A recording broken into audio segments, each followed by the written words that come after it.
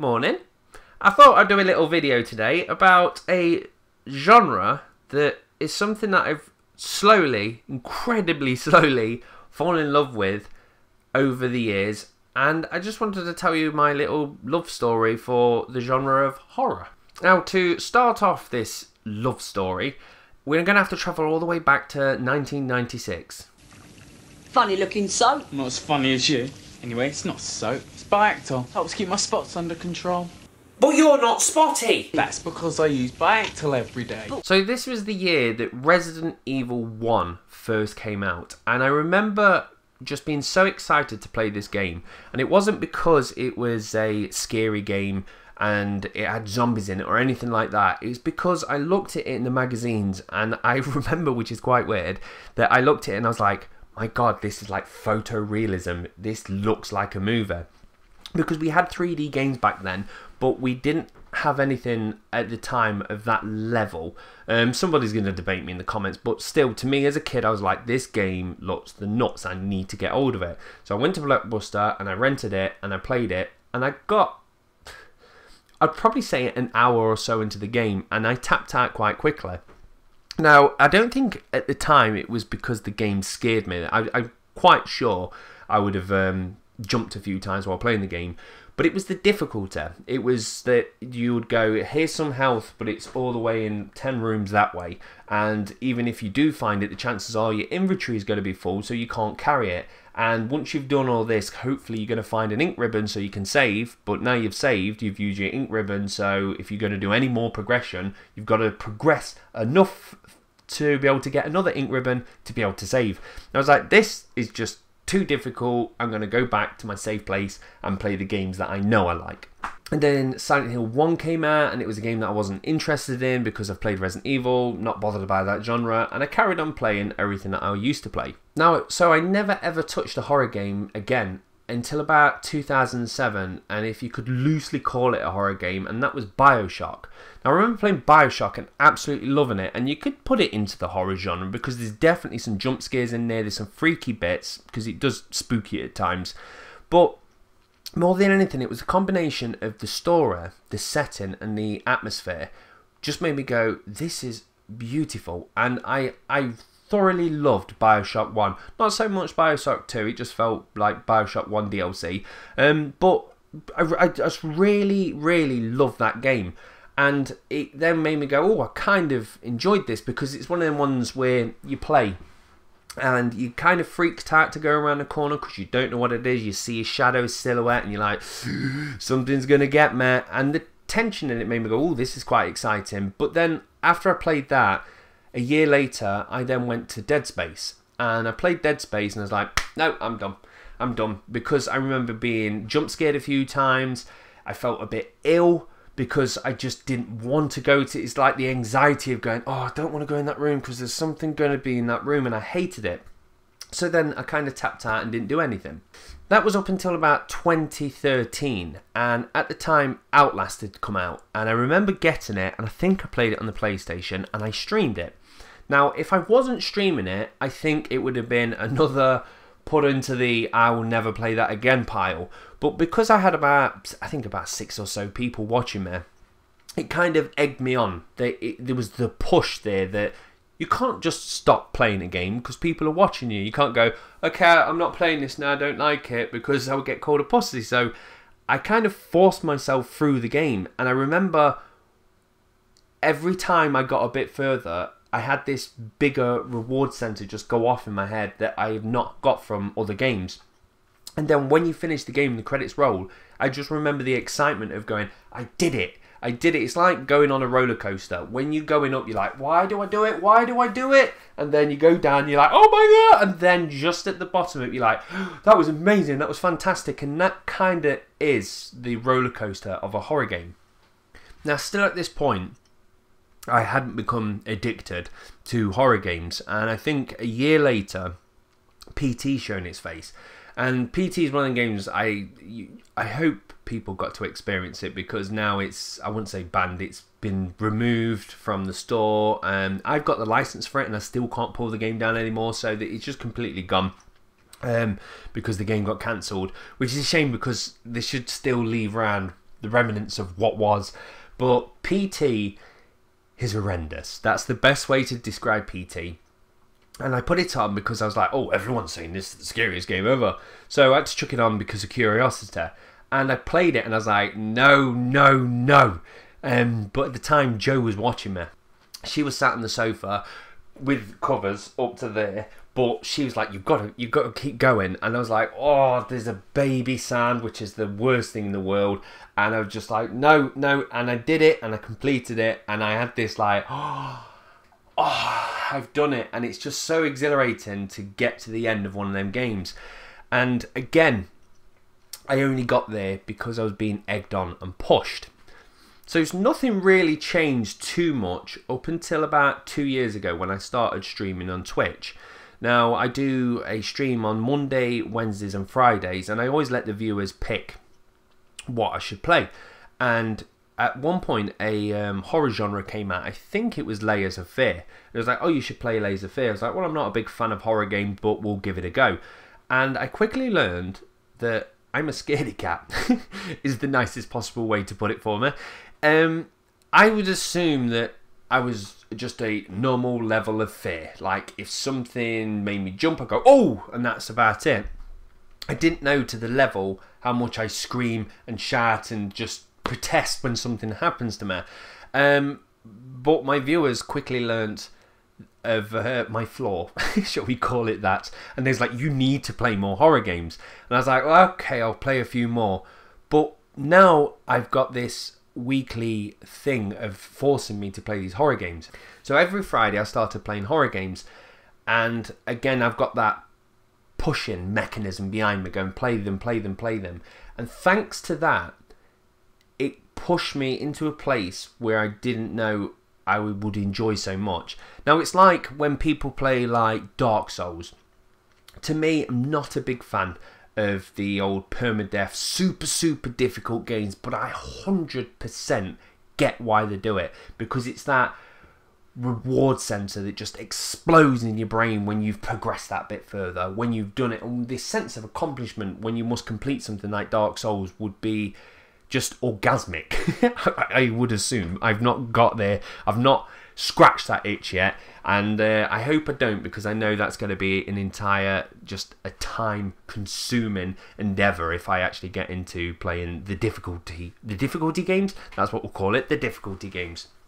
So anyway, I've been streaming and I've played things like Layers of Fear, Until Dawn, White Day, Home Sweet Home, Remothered, Silent Hill, Resident Evils, and like I said, because I gave up on some of the old games like Silent Hill and Resident Evil, I never got to experience the other versions of the game. So now I've got to revisit them, and I've played Resident Evil 0, 1, 2, 4, and the weird thing is, like, when I played 4, I was like, this game don't look great and it handles like hot garbage, I don't get it.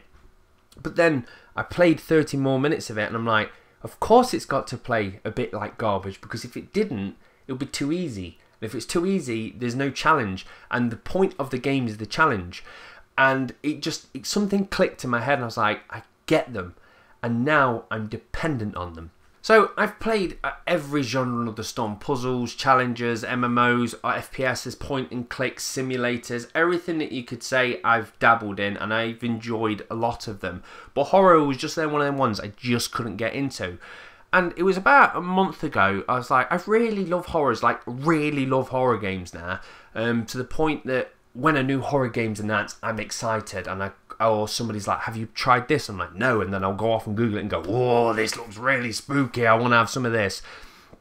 Now, don't get me wrong, when I first boot up the game, something in my brain goes, why do you play these games? I'm like, I don't know, I shouldn't do it. But then halfway in, I'm like, I'm loving it and hating it, and then by the time I actually complete it, I'm like, yes, I did it, and I pushed myself through.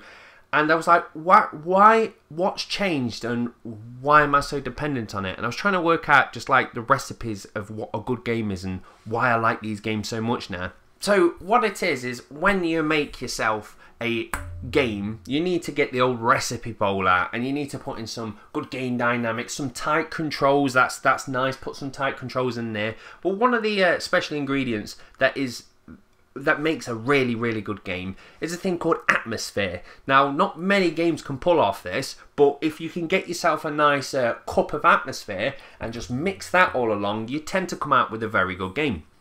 Now, atmospheric games have been around forever. Now, there's not lots of atmospheric games, but when they come along, they just transport you.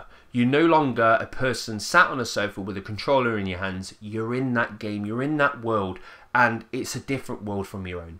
So you've got things like Shadow of the Colossus from yesteryear, all the way up to new games like Zelda Breath of the Wild. Now, I remember when I played Zelda, I was just like,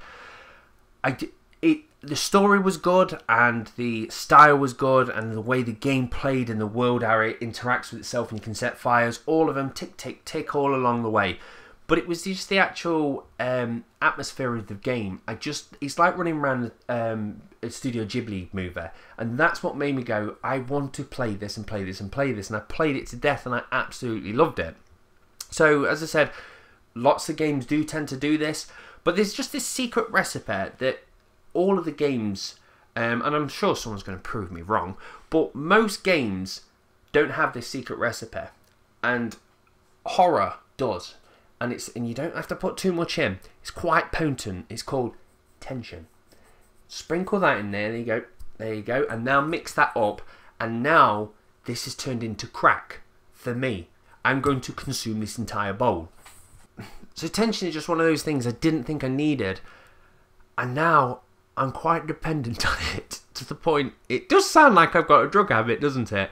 But that's the beauty of playing these kind of games. Now, you can still get tension without being in horror. And what other genre, which I'm worried about, like I said, I could easily segue into this, is games with permadeath. You've got the tension there of when you go into a room, is there an enemy? I'm going to go in slowly, I'm going to scope it out, and if there is something, I need a plan of attack, because if my character dies, he's dead. And it's one of them things that when you want to look after your character's life, you put extra steps in there to just make sure something can't attack it. So you can't just be like Call of Duty, bam, kick the door open, just start spraying. You just have to go nice and slowly. And there's that tension, the dread that builds up in it. And like I said, those games do get it, but horror just, it lives and swims in the moat of tension. And I love it. So when you're playing games now, you've got a mix of... Because horror also likes to sprinkle in some puzzles every so often as well. It tends to be quite a easy way for them to make you reuse rooms as well. So a lot of horror games will go, here's the location, but you may need to go to places once or twice to get something that you didn't need earlier, and vice versa, to fix a puzzle. And I do like puzzle games, because it's one of them things as well, when you clock the puzzle, your brain goes, well done, you did it. So it's this weird mix of really nice graphics, tension, horror, suspense, and a couple of puzzles and a difficulty. And we're also going to go, well, you don't always get to save when you want. Sometimes it's going to be a ribbon that you need to get, or sometimes you can only save in a particular room or a certain amount of times. And when it comes down to it, we might give you a bit of ammo, or might take a bit of ammo away. Hell, sometimes we'll go, no weapons for you, sir. You get a video camera. Enjoy yourself. Now, that is one of them things now that I've just become so dependent on. I feel like I still enjoy normal games, don't get me wrong. But now I get it. And I need more of it. There's something so weird about playing a horror game and you just filled with dread. It's because I think it sets off all these extra chemicals in your body. Like when you're playing a FPS and you're on top of your game and you're crushing everybody and you're on the top of the leaderboard, you're on a high. You've pumped full of adrenaline, and I've been there and I've enjoyed it. How when I used to play Modern Warfare 2, I had a bottle of champagne in my fridge with a nuclear sign glued onto it for the day that I actually got to drop the nuke and kill everybody. And the day I did get the nuke, I think I probably made a mess of my pants. I got so excited. But that's the point. Like, I get it. Games sometimes just... they let chemicals go through your body that sometimes only drugs could do. But horror is my drug. And it sets off lots of different chemicals. You've got the reward center just going when you're like, yes, I've progressed. You've got the fear, the anxiety, all these are just mixing inside your brain and in your belly, and it's weird. I just can't explain it. I do sound like a junkie, really, just trying to tell you and say you should try it too. And that's what I want to say, really. Like, if you've not played horror games and you don't think they're for you, then I'd say give them another try. Just play Resident Evil 2. I think it's a really good entry game because, well, I wouldn't say it's a really good entry game because it can be quite difficult at times, but go get Resident Evil 2 and treat yourself. Just play that game because I think you'll get a different part of your brain light up that what you don't get from normal games. So, I think that's me done and dusted. I've told you why I'm so dependent on horror. It's took me a long time and a lot of pushing from people to get me into it, and now I'm into it. I'm quite dependent. I need that fix. If I don't get that horror fix, then there's a come down. No, there ain't no come down. But yeah, I'm just constantly on the hunt for that next kind of binge now, and I'm just excited that I'm into a new genre, something that I never thought I'd get into, and I would say it brightens up my day. It doesn't. It puts a cloud above my head when I know I'm about to stream a horror game. But at the same time, when I go to bed that night, I've just got this smile on my face where I'm just like, yeah, I managed to get that extra room done tonight. And the other thing I just want to say on top of that is not only is it very immersive to play a horror game, but I've played Resident Evil 7 twice now. I've played it once, and then I played it again once I got a PlayStation VR headset, and playing a horror game in VR is just the next level. That is the definition of horrendous. It's horrible, but horribly good at the same time. So I'm going to love you and leave you there. If you find that quite interesting, you kind of want to see how much I jump, or if you just go, I like the idea of these horror games, but I don't want to play it myself, then tune in and see me play horror games on Fridays. I stream Monday, Wednesday and Friday, but Friday is the dedicated horror channel. I'm playing Resident Evil 2 at the moment. I've completed it once, and I'm doing my second playthrough with Leon this time, so I'm getting the side stories. Gotta tap that vein. And also, if you go, no, I can't be asked to watch you because it's 3 hours of my day gone, then I'm doing a nice, well, not me, sorry, my friend Matt is edited together a compilation of my last 4 horror games, really. He's compiled into about a 5-minute video, which I'll upload tomorrow, of just the last load of jump scares that I've gone through. So if you can't be asked to stream and watch me, you can catch just the condensed compilation version. So that's me done and dusted. I have to say, Resident Evil 2 is beautiful. Please go and try it, even if it's not your cup of tea. Try it. Put yourself in the zone where you're out of your comfort zone. That's what I'm trying to say. Look, oh, Jesus Christ, I'm slipping. I'm done. I'm gone. I'm off. I'll see you later. Right, that's me done. Don't forget to put your bins out. I've got to say that. Even if it's not bin day, just put your bins out. Freaks the neighbours out. If your bin day's on Monday, put your bin out on Friday, and one neighbour will just be like, is it bin day? And he'll go out and put the bins out, and then it's a dominoes effect. Everyone follows. It's a game I like to play. Right, I'm done. I'm going to walk off now, and so I can have some nice little credits pop up. Whoa, look at that. Magical. Now you've got the list of my face and my last 2 videos. Is that it? That's about it, really. Nothing else to say. I'm just standing off camera looking at my room. It's a bit of a state, to be fair. I've got these tissues all over, but I have had a snotty nose all week. There you go, put that in the bin. Okay, I missed the bin. So they're on the floor now, but I can't get to that because the camera's in the way, and if I do go there, you'll see me. See you later!